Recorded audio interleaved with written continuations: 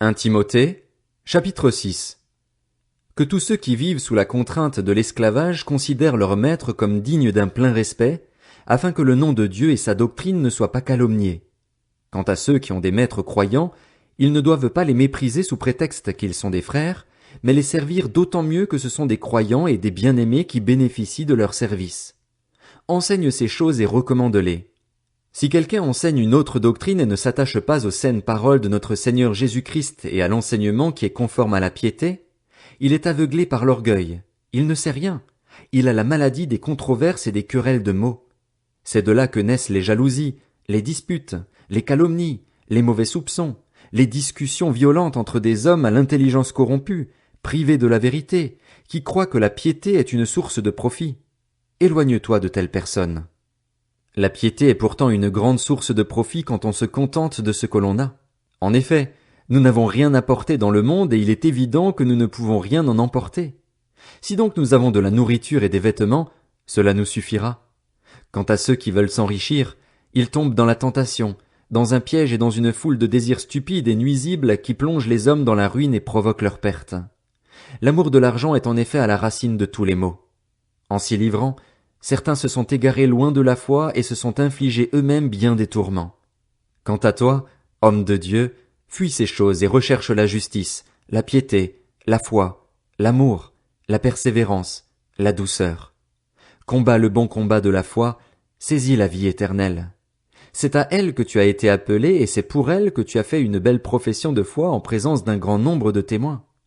Devant Dieu qui donne vie à toute chose et devant Jésus-Christ qui a rendu témoignage par sa belle déclaration face à Ponce Pilate, je t'ordonne de garder le commandement reçu en vivant sans tache et sans reproche jusqu'à l'apparition de notre Seigneur Jésus-Christ. Cette apparition, le bienheureux et seul souverain, le roi des rois et le seigneur des seigneurs, la révélera au moment voulu. Il est le seul à posséder l'immortalité, lui qui habite une lumière inaccessible et qu'aucun homme n'a vue ni ne peut voir. À lui soit l'honneur et la puissance éternelle. Amen. Aux riches de ce monde, ordonne de ne pas être orgueilleux et de ne pas mettre leur espérance dans des richesses incertaines, mais dans le Dieu vivant, qui nous donne tout avec abondance pour que nous en jouissions. Ordonne-leur de faire le bien, d'être riches en belles œuvres, de se montrer généreux, prêts à partager.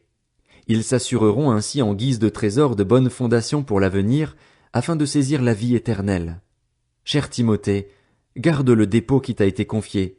Évite les bavardages profanes et les objections de la pseudo-connaissance. En s'y engageant, certains se sont détournés de la foi. Que la grâce soit avec toi. 2 Timothée, chapitre 1.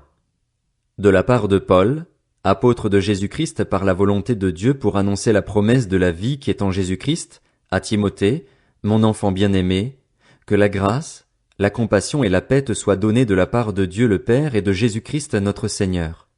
Je suis reconnaissant envers Dieu, que je sers, à l'exemple de mes ancêtres, avec une conscience pure, lorsque sans cesse, nuit et jour, je me souviens de toi dans mes prières. Je me rappelle tes larmes et je désire te voir afin d'être rempli de joie.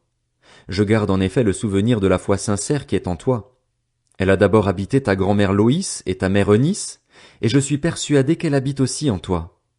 C'est pourquoi, je te le rappelle, ranime la flamme du don de Dieu que tu as reçu lorsque j'ai posé mes mains sur toi. En effet, ce n'est pas un esprit de timidité que Dieu nous a donné, mais un esprit de force, d'amour et de sagesse. N'aie donc pas honte du témoignage à rendre à notre Seigneur, ni de moi son prisonnier, mais souffre avec moi pour l'Évangile en comptant sur la puissance de Dieu. Il nous a sauvés et nous a adressé un saint appel. Et il ne l'a pas fait à cause de nos œuvres, mais à cause de son propre plan et de sa grâce, qui nous a été accordée en Jésus-Christ de toute éternité et qui a maintenant été révélée par la venue de notre Sauveur Jésus-Christ. C'est lui qui a réduit la mort à l'impuissance et a mis en lumière la vie et l'immortalité par l'Évangile, pour lequel j'ai été établi prédicateur et apôtre, chargé d'enseigner les non-juifs. Voilà pourquoi j'endure ces souffrances, mais je n'en ai pas honte, car je sais en qui j'ai cru et je suis persuadé qu'il a la puissance de garder le dépôt qu'il m'a confié jusqu'à ce jour-là. Prends pour modèle les saines paroles que tu as entendues de moi, dans la foi et l'amour qui sont en Jésus-Christ. Grâce au Saint-Esprit qui habite en nous, garde le beau dépôt qui t'a été confié. Tu sais que tous ceux qui sont en Asie m'ont abandonné, notamment Phygèle et Hermogène. Que le Seigneur accorde sa compassion à la famille d'Onésiphore, car il m'a souvent réconforté et n'a pas eu honte de ma situation de prisonnier. Au contraire, lorsqu'il est venu à Rome, il m'a cherché avec beaucoup d'empressement et m'a trouvé. Que le Seigneur lui donne d'obtenir grâce auprès du Seigneur ce jour-là. Tu sais mieux que personne combien de services il a rendu à Éphèse. De Timothée, chapitre 2. Toi donc, mon enfant, fortifie-toi dans la grâce qui est en Jésus-Christ. Ce que tu as entendu de moi en présence de nombreux témoins, confie-le à des personnes fidèles qui soient capables de l'enseigner aussi à d'autres. Souffre avec moi comme un bon soldat de Jésus-Christ. Aucun soldat en service ne s'embarrasse des affaires de la vie courante s'il veut plaire à celui qui l'a recruté. L'athlète n'est pas couronné s'il n'a pas lutté en respectant les règles. Le cultivateur qui travaille dur doit être le premier à récolter les fruits. Comprends ce que je dis, et que le Seigneur te donne en effet de l'intelligence en toutes choses. Souviens-toi de Jésus, le Messie ressuscité, issu de la descendance de David, conformément à l'évangile que je prêche et pour lequel je souffre au point d'être enchaîné comme un malfaiteur. Mais la parole de Dieu n'est pas enchaînée. C'est pourquoi je supporte tout à cause de ceux qui ont été choisis, afin qu'eux aussi obtiennent le salut qui est en Jésus-Christ avec la gloire éternelle. Cette parole est certaine. Si nous sommes morts avec lui, nous vivrons aussi avec lui. Si nous persévérons, nous régnerons aussi avec lui. Si nous le renions, lui aussi nous reniera. Si nous sommes infidèles, lui reste fidèle, car il ne peut se renier lui-même.